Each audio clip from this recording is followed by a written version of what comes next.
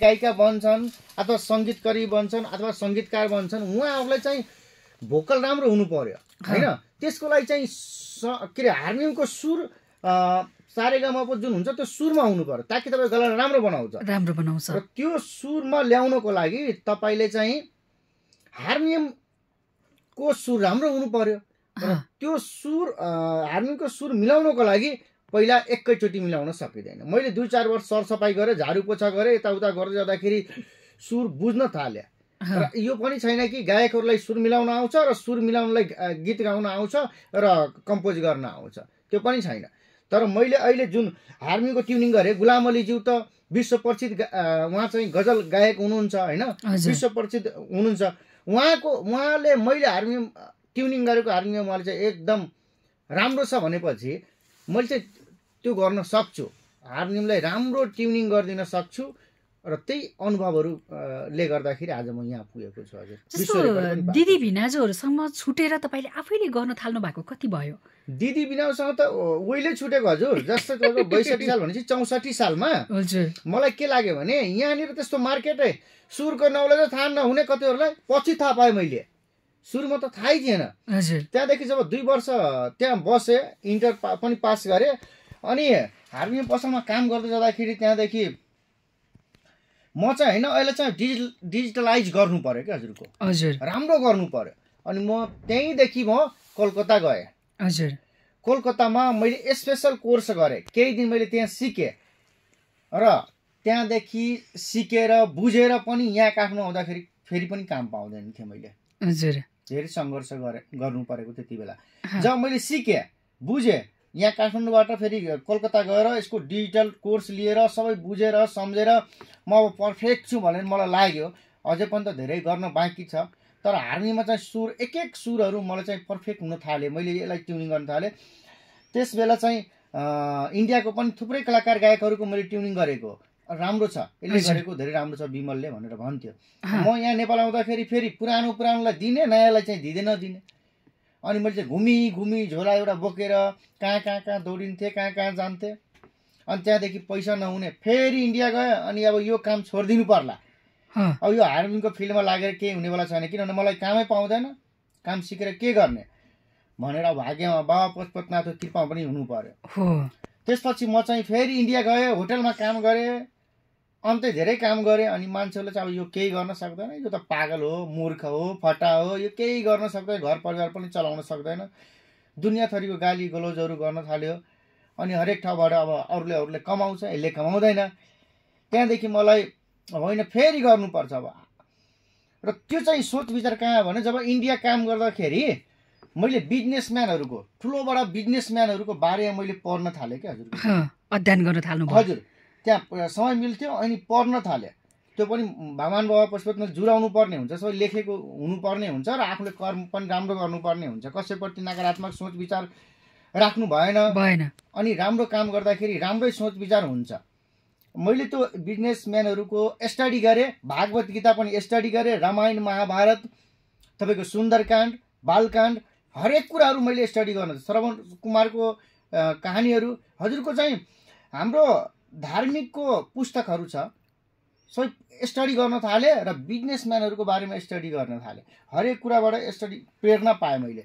होइन, जे काम छ, जे सिप्छ, बरु अलि दुःख हुन्छ, गर्नु त पर्छ भनेर फेरि म काठमाडौँ आएको हो। अनि काठमाडौँ आएर मैले एक चियार्दै प्रत्येक गल्ली चोक तपाईँको मैतीमा बस्छ, मैतीबाट हिँडेर तपाईँको साँगा जान्थेँ, थानकोट जान्थेँ, हिँडेर चाहिँ तपाईँको चाहिँ साँखु जान्थेँ। त्यस्तो थियो त्यति बेला। अब अहिले त अब साधन छ, बाइक छ, त्यही पनि हिँड्न सक्छु, किन नसक्नु, किनभने मैले दुःख त बिर्सिनु भएन नि त। जुन ठाउँबाट आएको छु त्यो ठाउँ त बिर्सिनु भएन, धरातल बिर्सिनु भएन भन्ने कुरा भयो हैन। भुइँबाट आएको मान्छे अहिले पनि भुइँमै बस्न सक्छु। त्यो सबै सम्झे बुझे। अनि त्यसपछि चाहिँ मलाई अलिअलि काम आउन थाल्यो। नेपालको अब चर्चित गायक सङ्गीतकार अब कोही हुनुहुन्न कि मैले ट्युनिङ गरेको जस्तो लाग्छ। शिव परियार दाई हुनुहुन्छ, अन्त दिदी प्रमोद खल दाई, राजपाल दाई, सम्बुजित बास्कोटा, राज सिद्धल दाई, विश्व नेपाली अब कतिको नाम भने होइन, अब नाम भन्दा जाँदाखेरि नेपालको देश विदेशको टप गायक सङ्गीतकारहरू, विश्व प्रसिद्ध गायक सङ्गीतकारहरूको हार्मोनियमको ट्युनिङ गर्छु। हजुर, जस्तो यो ट्युनिङ भनेको के रहेछ? अब भर्खर मात्रै कार्यक्रम सुन्दै हुनुहुन्छ भने ट्युनिङ मास्टर भन्नुभएको छ, बादशाह भन्नुहुन्छ हार्मोनियमको, तर यो ट्युनिङ भनेको के रहेछ भनेर थाहा नपाउनेहरू पनि हुनुहुन्छ नि त, रेडियो सुन्दै गर्नेहरू। खास ट्युनिङ भनेको के होला भन्नुहोस् त? यो हार्मोनियममा चाहिँ इक्जाम्पलले म भन्न सक्छु, एउटा जस्तै आमाको विकल्प हुँदैन नि मान्छेलाई, जो कोहीलाई पनि आमाको विकल्प यो दुनियाँमा संसारमा हुनै सक्दैन, त्यस्तै यो हार्मोनियम भनेको ट्युनिङको विकल्प हुनै सक्दैन। हो, 101% ग्यारेन्टी लिनुहोस् तपाईँले।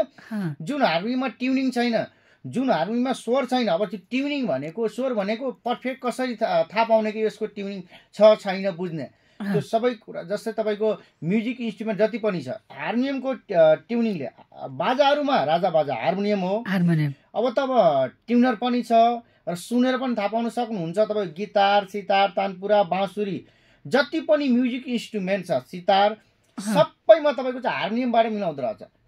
र तपाईँको सितारमा यदि पर्फेक्ट छ भने हार्मोनियमको सुर मिलेको छैन भने टप गायक सङ्गीतकारहरूले, विश्व प्रसिद्ध गायक सङ्गीतकारहरूले त बजाउँदैन हजुरको।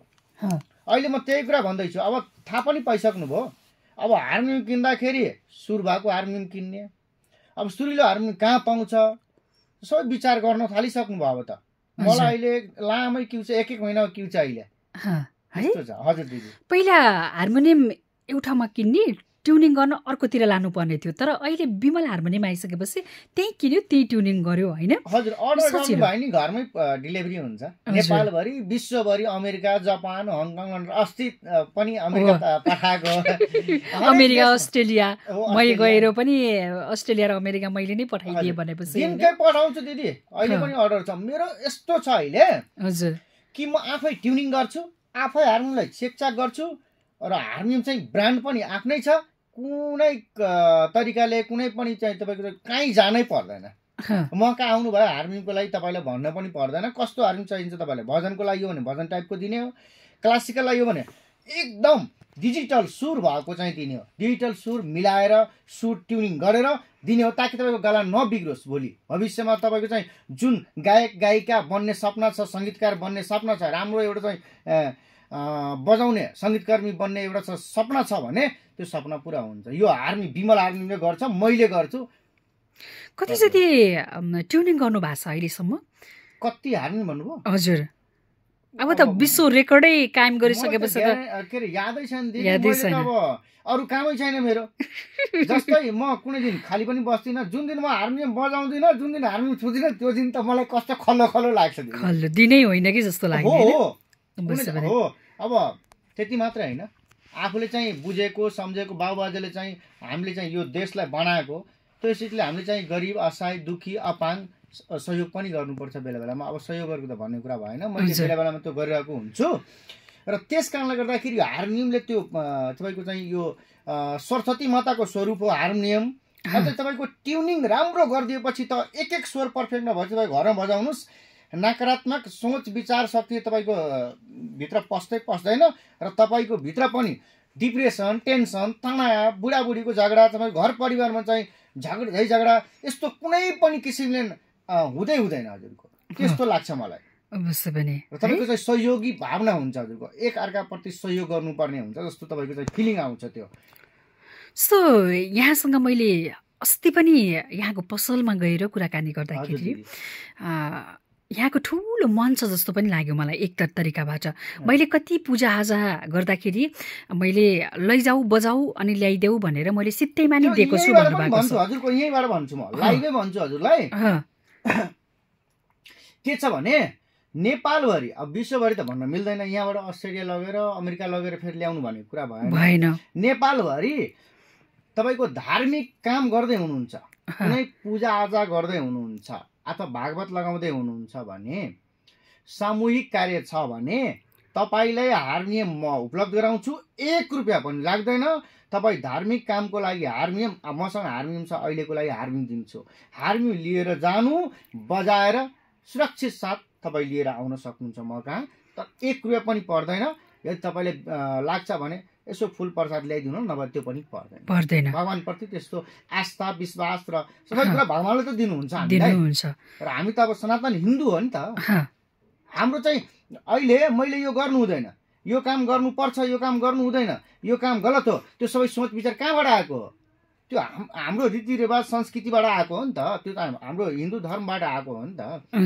त्यही भएर म चाहिँ डेली नुहाउँछु, 365 दिन नुहाउने प्रयास गर्छु, नुहाउँछु सायद लाग्छ, र डेली म यहाँ सिनामङ्गलबाट पशुपति नजिकै छ, डेली जाने प्रयास गर्छु र जान्छु पनि म। हजुर, भनेपछि तैँले आँट मैले पुर्याउँछु भन्ने भगवान पनि हुनुहुन्छ होइन, जति हात फैलायो उति नै पुग्छ भन्ने कुरा पनि भयो कि। जस्तो तपाईँले भगवानको नाममा ल आऊ लैजाऊ तर नबिगाएर राम्रोसँग बजाएर आफ्नो काम सकाएर ल्याइदेऊ, पूजा मात्रै प्रसाद मात्रै भए पनि हुन्छ मलाई भनेर भन्नु भनेको त यो त सानोतिनो मन भएको मान्छे होइन नि त, होइन? तपाईँले नबिग्रिनु भन्नुभयो, तलमाथि भए पनि म आफै मिस्त्री बनाइहाल्छु, भगवानको कामको लागि मैले भन्न खोजेको हो। टुटपाट त गर्नु भएन, जबरजस्ती त गर्नु भएन। अब सामान दिएपछि त भगवानको ठाउँमा झन् सरस्वती माताको स्वरूप हो। मैले भन्दै थिएँ हजुरलाई, त्यो जोड्न खोजेको सरस्वती माताको स्वरूप किन हो भन्दाखेरि तपाईँ जहाँ हार्मोनियम हुन्छ त्यहाँनिर तपाईँको बुद्धि दिमाग राम्रो हुन्छ। जब बुद्धि दिमाग सबै कुरा राम्रो भएपछि लक्ष्मी माताको बास हुन्छ, तपाईँको हरेक इन्कम आउने बाटोहरू खोल्छन्। तपाईँको सकारात्मक तपाईँ सकारात्मकमा हुनुहुन्छ, एभ्री टाइम तपाईँ एकदम व्यवहारिक हुनुहुन्छ, राम्रो हुनुहुन्छ भने गलत सोच विचार मनमा आउँदैन भने त्यो गलत सोच विचार मनमा नआउनुको कारण पनि त्यो हार्मोनियम हो। र जब तपाईँको सोच विचार गलत सोच विचार तपाईँको मनमा आउँदैन भने अटोमेटिक तपाईँको 10वटा बाटो खुल्छन्। 12 बजे राति पनि तपाईँको एकदम तपाईँको फ्रेस मुडमा हुनुहुन्छ, एभ्री काम गर्न सक्नुहुन्छ। कुनै तपाईँको चाहिँ अब जाँड रक्सी खाएर चाहिँ त्यसैको हल्लेर यसरी त हुँदैन हजुर। हार्मोनियम बजाउनु भनेको तपाईँको चाहिँ हरेक कुरालाई चाहिँ राम्रो गर्नु हो। भोलि हाम्रो संस्कृति बालबच्चा कहाँ जान्छ? तपाईँको एउटा चाहिँ अब सोच्नु न, कोही भ्रष्टाचार गरेर पैसा कमाएको छ भने, कोही नेता होस् अथवा मन्त्री होस् अथवा तपाईँको चाहिँ एउटा सानो व्यक्ति होस्, एउटा कर्मचारी होस्, कहाँबाट पुग्छ? म 1-1 लाख रुपियाँ कमाउँछु, पुग्दैन खानलाई? कहाँ 40-50 हजारको महिना एउटा कर्मचारीको हुन्छ। अब तपाईँको त्यसको हेर्नुहोस् 2-4 वर्षमा 2-4वटा घर हुन्छ, भिआइपी को जिन्दगी हुन्छ, कहाँबाट पैसा ल्याउँछ? र त्यो पैसाले भ्रष्टाचार गरेको पैसाले जब सुखी सम्पन्न, जस्तै म अहिले टेन्सन तनाव छैन नि, एकदम जहाँ गए पनि एकदम आनन्दमा छु। किनभने हाम्रो मेरो बच्चाले भन्न सक्दैन कि मेरो बुवाले गल्ती गरेको छ, मेरो बुवाले कुनै गलत काम गरेर पैसा कमाएको छ। हो, आफ्नो बिजनेस छ, 2 पैसाको ठाउँमा 3 पैसा लिन सक्नुहुन्छ, तर मेहनत काम गर्नु गएको। एउटा मैले ट्युनिङको 1500 हो, 2000 हो भने सर मलाई म 2500 लिन्छु भन्दा पनि दिनुहुन्छ, मेहनतको काम हो। तर गलत वेबाट तपाईँले कमाउनु भयो भने त्यो पैसाले तपाईँको बच्चाहरू पनि त्यही बाटो लाग्छन्। तपाईँकोमा जस्तो हार्मोनियम लिनुभयो भने ट्युनिङ गरेको पैसा पनि प्लस गर्नुहुन्छ कि? पर्दैन दिदी, नयाँमा चाहिँ पर्दैन। पुरानो चाहिँ ट्युनिङ गराउनु ल्याउनु भयो भने त्यसको मिलाएर, अब भजनको हो भने त्यही हिसाबले गर्नु पर्यो। भगवानको ठाउँमा त हामीले 2 पैसा चन्दा दिएर त्यहाँ चलाउनु पर्ने हुन्छ। मन्दिरहरू तपाईँको चाहिँ जति पनि तपाईँको भजन मण्डलहरू छ त्यहाँबाट हार्मोनियम ल्याउँछन्, मैले एकदम सस्तो सुलभमा बनाएर दिने प्रयास गर्छु, ताकि मेरो पनि त्यहाँनिर चाहिँ 2 पैसा दान रहोस्, मेरो पनि श्रम दान रहोस् भन्ने मेरो चाहना छ। हजुर, हिजोको त्यो सङ्घर्ष गर्दै थाकेको विमलजी होइन, यहाँ पनि भएन, उता पनि भएन, यो पनि हुँदैन, अब योबाट केही गर्न सक्दिनँ भनेर थाकेको विमलजी आज जताततै टप कलाकारहरूले तपाईँले बनाउनु भएको एउटा हार्मोनियम, ट्युन गर्नुभएको हार्मोनियमहरू त्यो देखिरहँदाखेरि उहाँहरूले त्यो वालहरूमा राख्दा कस्तो फिल हुन्छ अहिले तपाईँहरूले, जुन आफू थाकिसक्नु भएको थियो नि त्यति बेला? हजुर, त्यति बेला मैले त्यति मात्र होइन, जस्तै तपाईँले त्यो फिलिङ के हुन्छ भने, फिलिङ हुन्छ कि मैले केही दिन सकौँ जस्तो मलाई चाहिँ फिलिङ हुन्छ, लिने होइन, दिनको लागि। तपाईँले कमाउनु भएको, मलाई अब कमाउने इन्कम आउने हरेक कुरा त मेरो स्रोत छ नि, मैले सोच्नु पर्ने हुँदैन भोलिको लागि। र तपाईँले जुन भन्नुभयो नि, म अहिले पनि एकदम यङ जवान छु, एकदम तन्दुरुस्त छु, मतलब त्यस्तो अहिलेसम्म चाहिँ भन्न सक्दैन, कुनै औषधिहरू त्यस्तो खाँदिनँ। डेली म 2-4 किलोमिटर 5 किलोमिटर हिँड्छु र डेली नुहाउँछु, फ्रेस मुडमा हुन्छु, टेन्सन तनाव डिप्रेसनमा छैन। त्यो सबै कुरा हार्मोनियम ल्याउँछ। र तपाईँले भने जस्तै मेरो यतिको अहिले नाम इज्जत प्रतिष्ठा छ, हरेक ठाउँमा गएपछि मलाई नचिन्ने कोही छैन विश्वमै। टपमा मेरो नाम पर्छ अहिले। झन् अहिले गुलाम अलीज्यूको हार्मोनियम ट्युन गर्दाखेरि त अहिले हार्मोनियम ट्युनिङ स्पेसलिस्ट भनेपछि मेरो नाम मात्रै आउँछ तपाईँको। त्यहाँदेखि मैले के सोचेँ भने यो मैले केही दिन सकम हजुर। नाम त जति पनि कमाएँ, नाम कमाएर मात्रै हुनु रहेछ। मैले चाहिँ गर्न सक्नु पर्यो, मैले दिन सकम, मैले दिनुपर्ने हुन्छ, त्यति मात्र लाग्छ। गर्नु पनि त धेरै छ दिदी।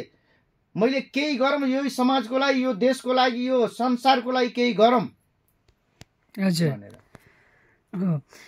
जस्तो